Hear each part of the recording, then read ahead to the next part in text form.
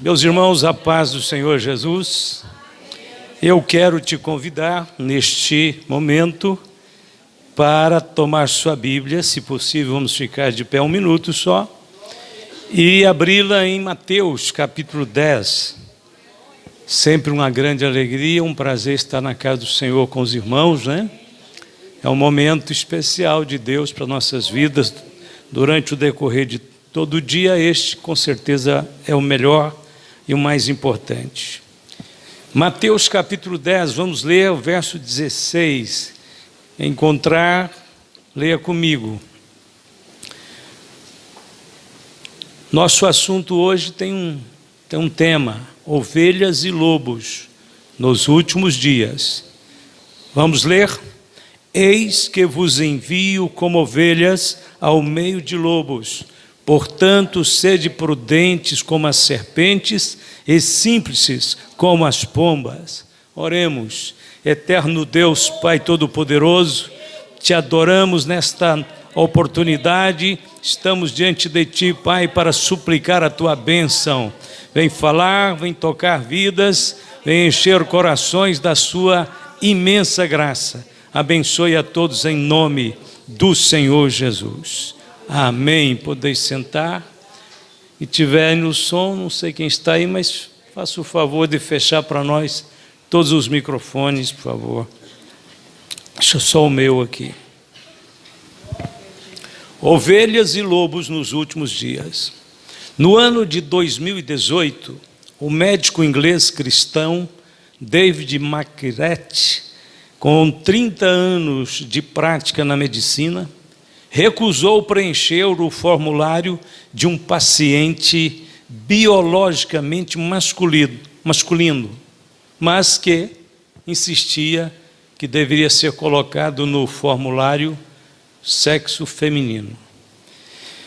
O médico cristão tratou o paciente com toda gentileza, chamou-o pelo seu nome social, mas se recusou a colocar na ficha que se tratava de uma mulher. Ele destacou que o hospital teria todo o direito, inclusive, de encaminhar o paciente a outro médico, se fosse o caso. Não obstante todo o esforço, a gentileza, o hospital o demitiu e ainda moveu um processo jurídico contra ele. Após meses de batalha jurídica, a corte britânica deu ganho de causa ao hospital e emitiu a seguinte sentença no dia 2 de outubro de 2019. A crença em Gênesis 1, 27 não pode anular a realidade da transexualidade. A objeção consciente à transexualidade em nosso julgamento é incompatível com a dignidade humana e conflita com os direitos fundamentais dos outros. Só para explicar, transexualidade é a condição em que a identidade de gênero de uma pessoa é aceita, é crida como podendo ser diferente do seu sexo biológico que lhe foi atribuído no seu nascimento. Então não teve apelo. Baseado nessas deduções atuais, modernas, o médico estava errado e o paciente estava certo. O médico tinha 30 anos de experiência na área médica, conhecia a ciência médica, conhecia a anatomia humana, conhecia todos os órgãos do corpo humano, fez exames, diagnosticou o paciente, conheceu perfeitamente, integralmente. E na hora de encher a ficha, ele disse: só se eu for um maluco para dizer que este cidadão é uma mulher. E aí, não teve apelo, o médico foi condenado pelo tribunal britânico. Os direitos e a dignidade humana funcionaram apenas para um dos lados. O médico não teve o direito de crer na Bíblia, nem de agir de acordo com os seus princípios espirituais que ele fora educado a vida inteira. A decisão do tribunal acendeu um sinal vermelho, de atenção para o fato de que estamos vivendo numa sociedade onde pensar diferente e expressar uma opinião divergente, mesmo com gentileza, respeito, não são mais atitudes aceitáveis e podem ser penalizadas com sanções. O que mais nos preocupa é que quando uma corte de um país, tido como democrático e cristão, se considera capaz de determinar que os ensinos da Bíblia não são mais compatíveis com a dignidade humana, então deduzimos que algo está totalmente errado. Geralmente isso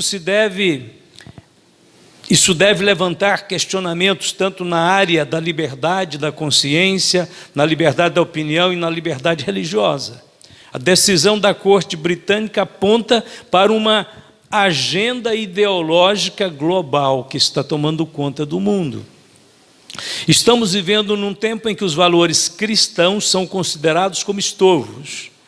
A liberdade humana, a dignidade humana, sendo que a sociedade que hoje existe foi criada sob as bases e os fundamentos dos conceitos judaicos cristãos, e tudo que praticamente a humanidade tem de herança da família, do lar, geração de filhos, unidade, que vai atingindo a formação da nação, a ética, a moral, tudo veio da Bíblia.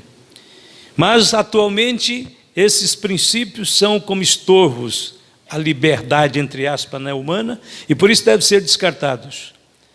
Deus já havia nos alertado por meio do profeta Isaías, quando ele disse: ai dos que ao mal chamam bem, e ao bem mal, que fazem da escuridade luz e da luz escuridade, e fazem do amargo doce e do doce amargo. Isaías 5, verso 20. O Senhor Jesus também nos falou, como ouvimos agora mesmo com o pastor Severino: no mundo tereis aflições. E ele disse: vocês serão perseguidos por causa da vossa fé.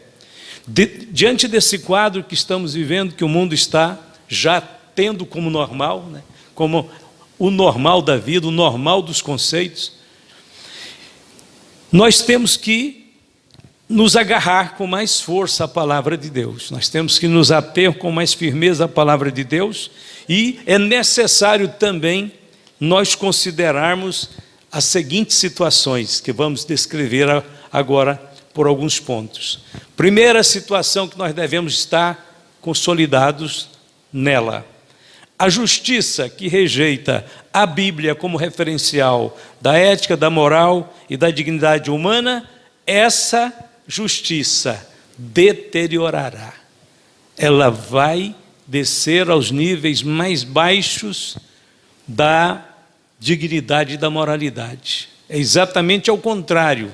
Quando eles dizem que não reconhecer esses padrões morais modernos é deixar de respeitar a dignidade humana, na realidade o que as leis estão garantindo é que a dignidade humana deixe até mesmo de existir. Não demorará muito e as nações se curvarão diante de ideologias que se oporão frontalmente a Deus. E vi uma de suas cabeças como ferida de morte, a sua chaga mortal foi curada, e toda a terra se maravilhou após a besta, e adoraram o dragão que deu à besta o seu poder, e adoraram a besta, dizendo: quem é semelhante à besta? Quem poderá batalhar contra ela? E foi-lhe dada uma boca para proferir grandes coisas e blasfêmias, e deu-se-lhe poder para continuar por 42 meses, e abriu a boca em blasfêmia contra Deus, para blasfemar do seu nome, do seu tabernáculo e dos que habitam no céu. Os valores morais serão esquecidos, e o liberalismo será completamente globalizado. Palavras como santidade, moralidade, pureza, virgindade, castidade, piedade, palavras como essas deixarão de existir. Provavelmente serão tiradas até dos dicionários. Será terminantemente proibido proibir. A decadência moral está em estágio avançado, está em estágio de deterioração e está cheirando mal diante de Deus, mas ainda vai ficar pior. Segundo, não podemos agir agressivamente. Jesus disse: eis que vos envio como ovelhas ao meio de lobos. O mundo vai se tornar hostil à verdade, vai agredir a verdade, vai zombar da verdade, vai atacar a sua fé singela e pura em Deus, vai blasfemar dela, mas você não pode deixar de ser ovelha. Não podemos reagir de outra forma. Jesus está dizendo que nós vamos ter que nos manter sóbrio, dependentes dele, porque os bodes são agressivos e eles atacam furiosamente os animais mais fracos, tentando fazer com que haja uma reação agressiva no oponente. Os lobos vão tentar fazer você virar lobo, mas Jesus disse que você é ovelha, e como ovelha nós devemos caminhar até encontrar com o nosso Cordeiro de Deus, que é o exemplo maior para as nossas vidas. Somos ovelhas, não somos lobos, graças a Deus.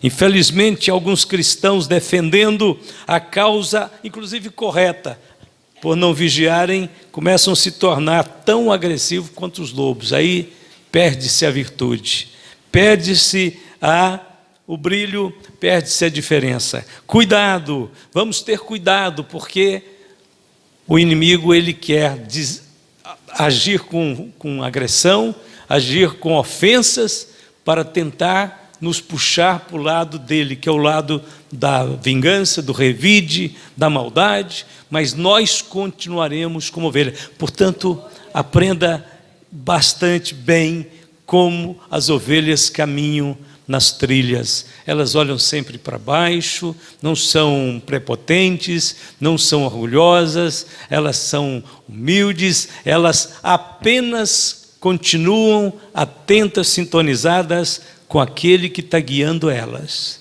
o pastor. Nós somos guiados pelo pastor, sumo pastor, e com ele caminharemos em meio não só a lobos, mas até entre serpentes e escorpiões. É isso que Deus chamou a igreja para ser. E em meio a essa caminhada a gente vai dando testemunho, deixando claro que Deus é santo, é puro, é verdadeiro. Precisamos então cuidar. Para quê? Para não falarmos além do necessário.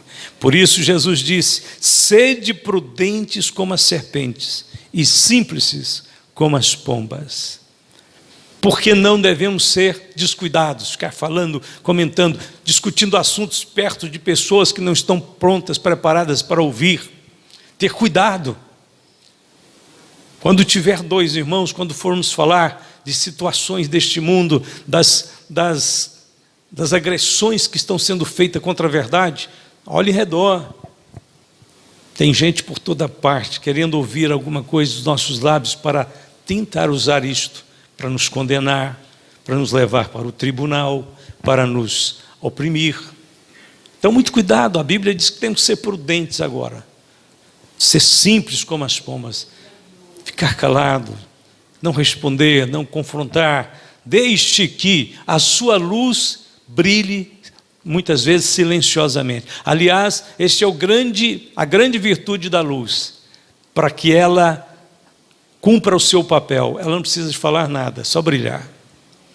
Chegou o tempo agora em que os cristãos não terão que fazer grandes discursos. Não, apenas seja cristão, seja ovelha. Como essa luz que brilha sem fazer barulho, sem fazer alarde, também a luz de Deus vai brilhar através de nós neste mundo. Se o mundo vos odeia, sabei que primeiro do que a vós outros, me odiou a mim. Se vós fosseis do mundo, o mundo amaria o que era seu. Como todavia não sois do mundo, pelo contrário, dele vos escolhi, por isso o mundo vos odeia. Lembrai-vos da palavra que eu vos disse: não é o servo maior do que o seu senhor. Se me perseguiram a mim, também perseguirão a vós outros. Se guardaram a minha palavra, também guardarão a vossa. Tudo isto, porém, vos farão por causa do meu nome, porquanto não conhecem aquele que me enviou. Se eu não viera, nem lhes houvera falado, pecado não teriam, mas agora não tem desculpa do seu pecado. Quem me odeia, odeia também a meu Pai. Seguinte, quarta posição importante: devemos estar preparados para possíveis perseguições. Acautelai-vos, porém, dos homens, porque eles vos entregarão aos sinédrios e vos açoitarão nas suas sinagogas, e sereis até conduzidos à presença dos governadores e dos reis, por causa de mim, para lhes servir de testemunho, e a eles e aos gentios. Irmãos, nós estamos privilegiados por Deus por viver ainda num país relativamente que garante liberdade. Relativo. Não é uma liberdade mais consolidada e ampla, não, mas bem relativa. Mas ainda existe. Porque existem cerca de 215 milhões de pessoas no mundo que são perseguidas por causa da sua fé, por causa do seu conceito, da sua convicção cristã. Essas perseguições vão de violência até mortes. Segundo dados da pesquisa, países da África representam 1/3 desses países e têm seus conflitos principalmente motivados pela guerra civil e, sobretudo, pelo comando de grupos islâmicos extremistas como Boko Haram, Seleka, Al-Shabaab, que atuam intensivamente na região. Na lista mundial da perseguição, a Coreia do Norte ocupa o topo da lista, sendo que 100% dos 300 mil cristãos que existem lá dentro do país são perseguidos por sua fé. Destes, de 50 a 70 mil estão presos em campos de trabalhos forçados, em péssimas condições de vida e saúde, com pouca alimentação, submetido a torturas severas e tarefas diárias pesadas. Depois vem Somália, Afeganistão, Paquistão, Sudão, Líbia, Marrocos, Tunísia, Nigéria, Índia, China, Síria, Iraque, Irã, Iêmen e Eritreia. Além desses países, nós temos 2 aqui na América Latina que praticam perseguição ao cristianismo. É o México e a Colômbia. São verificados, confirmados que há muita perseguição nesses países. Quinto, devemos estar preparados para falar sobre a razão da nossa fé. Estes dias agora, nós seremos abordados e teremos que ter inteligência e usar com muita contundência, com muita sabedoria, as oportunidades que vão surgir. Virão nos questionar, nos confrontar. Então nós precisamos de palavras vindas do Espírito Santo. Palavras incisivas. Pedro escreveu: antes santificai a Cristo como Senhor em vosso coração, estando sempre preparados para responder a todo aquele que vos pedir a razão da esperança que há em vós, fazendo, todavia, com mansidão e temor, com boa consciência, de modo que naquilo que falam mal contra vós outros, fiquem envergonhados os que difamam o vosso bom procedimento em Cristo. Porque, se for da vontade de Deus, é melhor que sofrais por praticardes o que é bom do que praticando o mal. 1 Pedro 3, 15 a 17. Com certeza, em boa parte do mundo isso já está acontecendo, mas provavelmente vai chegar ao ponto que mesmo em lugares como esses nossos, também isso será comum. Seremos chamados para dar explicações sobre a nossa fé diante de tribunais injustos e cruéis, mesmo que as autoridades estejam dominadas pelo espírito do engano. Não precisamos temer e nem ficar aflitos sobre o que nós devemos falar, como enfrentaremos estes lobos cruéis. Jesus disse: mas quando vos entregarem, não vos dê cuidado como ou o que haveis de falar, porque naquela mesma hora vos será ministrado o que haveis de dizer, porque não sois vós quem falará, mas o Espírito de vosso Pai é que fala em vós. E o irmão entregará o irmão à morte, e o irmão e o pai o filho, e os filhos se levantarão contra os pais e os matarão, e odiados de todos sereis por causa de meu nome, mas aquele que perseverar até o fim será salvo. Sexto, não podemos parar de orar. Nos momentos mais difíceis, a igreja primitiva encontrou alento, socorro na oração. Quando o mundo inteiro se fechou em torno dos apóstolos, da igreja pequena, fraca, frágil, quando o mundo inteiro cercou eles, eles foram para a oração, buscaram a Deus, eram presos, soltos, eram marcados para serem mortos, mas eram livrados, e de maneira milagrosa Deus fez com que aquele pequenino grupo de discípulos acuados, temerosos, rompesse em meio aos lobos, com esta luz resplandecente e gloriosa do Evangelho.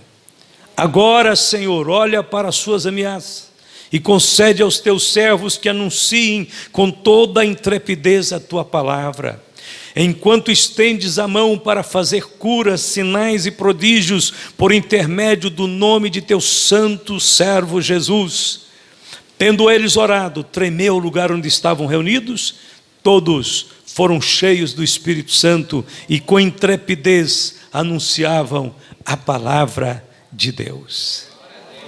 Esta foi a primeira reivindicação da igreja nos momentos de grandes perseguições. Senhor, nós não vamos fugir, não vamos recuar, mas dá-nos intrepidez, dá-nos coragem, dá-nos ousadia para pregar no nome santo de Jesus. Deus se agradou dessa oração. A Bíblia diz que o lugar onde eles estavam tremeu, e o Espírito Santo encheu eles mais uma vez, e eles, cheios do Espírito Santo, pregavam por toda parte, sob as ameaças de morte, de tortura, de prisões, e o Evangelho, como uma explosão, a dinamite de Deus, ganhava os corações de milhares de pessoas. Quando eles piscavam e pensavam que não, Felipe já tinha ido em Samaria e ganhado a cidade inteira para Jesus. Quando eles descuidavam um pouquinho e pensavam que não, Saulo já estava convertido, pregando por toda parte.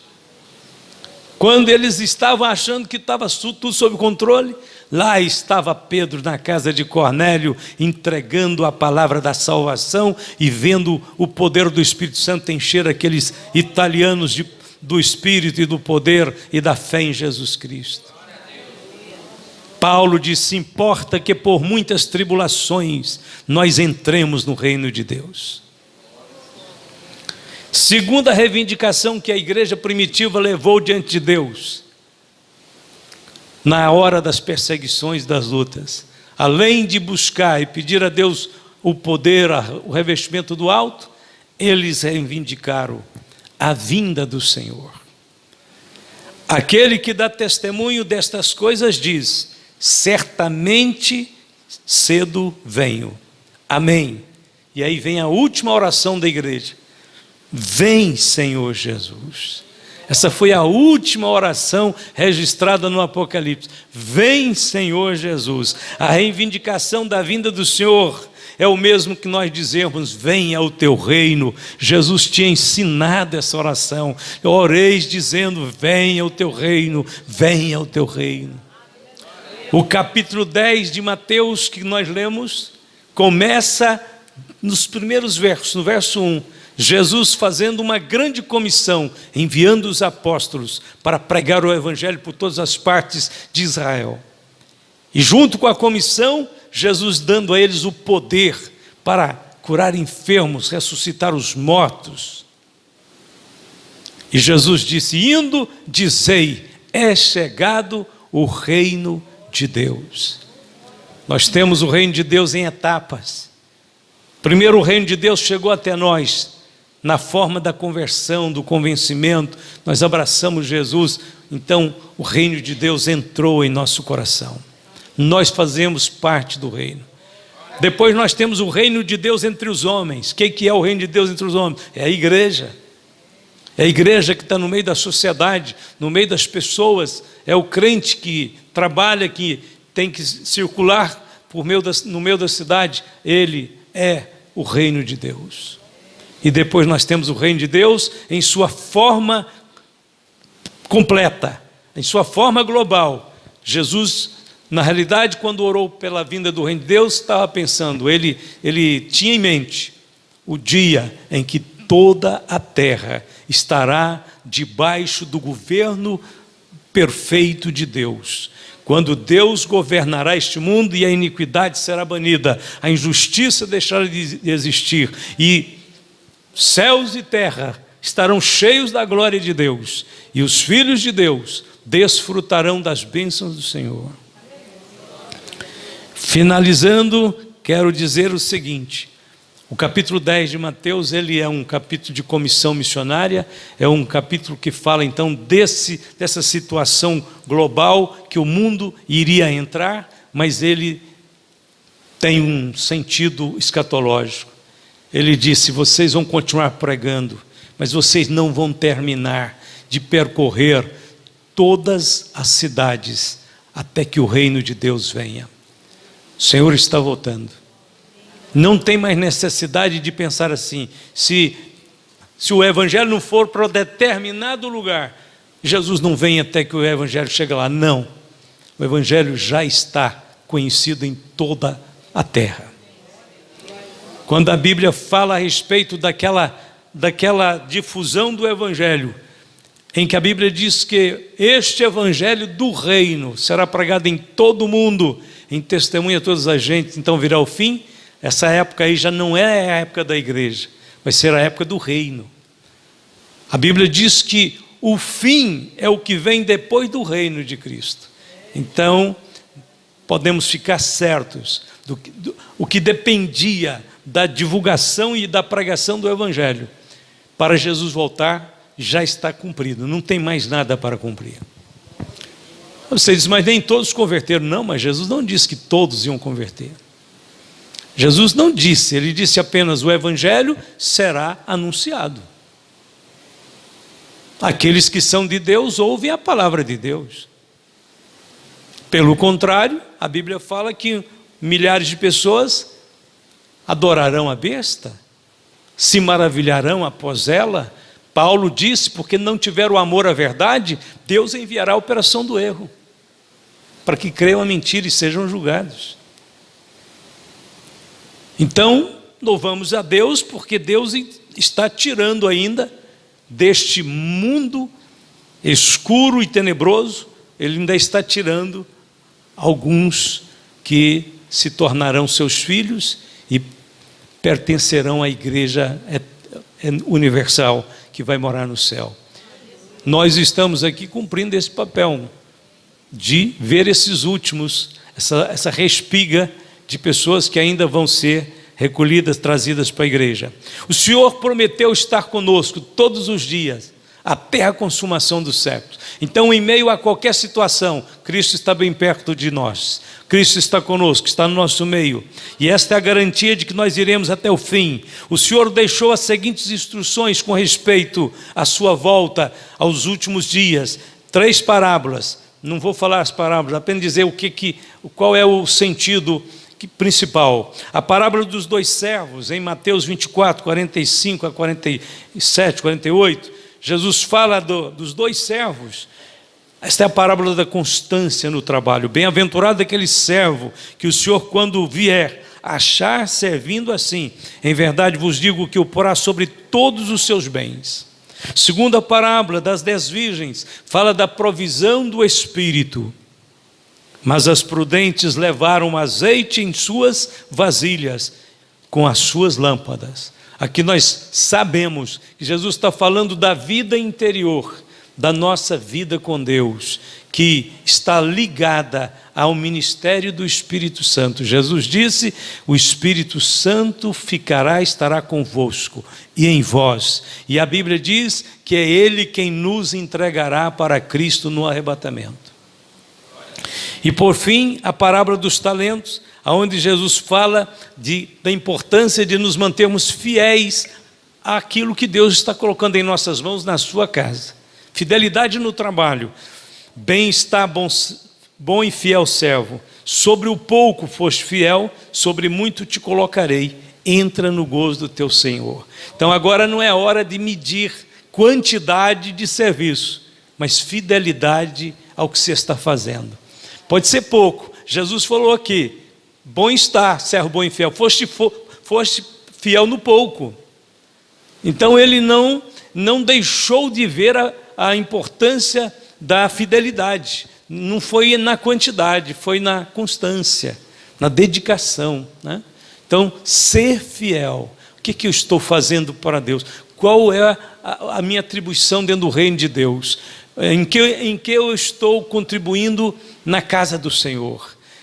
Qual é a minha parte no culto, na adoração, no louvor, na visita, no evangelismo, na intercessão? Qual é a minha parte? Vou continuar fazendo, porque Jesus disse que pode parecer que é pouco para mim, mas Ele vai me recompensar pela minha fidelidade.